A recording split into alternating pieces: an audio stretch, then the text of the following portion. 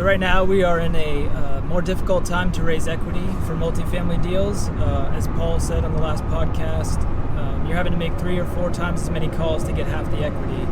So, what are we really looking for to kind of convert some of these people you have on your equity list into people that want to actually invest in your deals?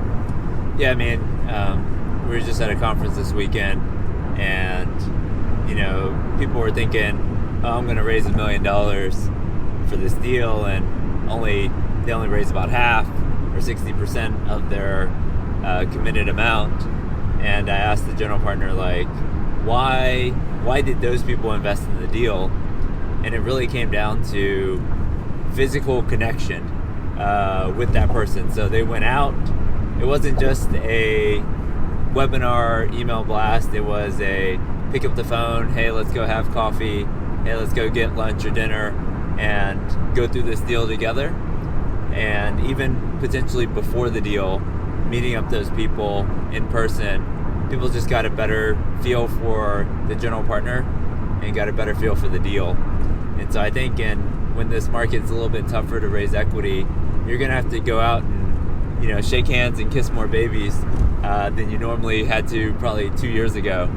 So especially as the market gets a little bit choppier, you're going to have to go out there and do more of that.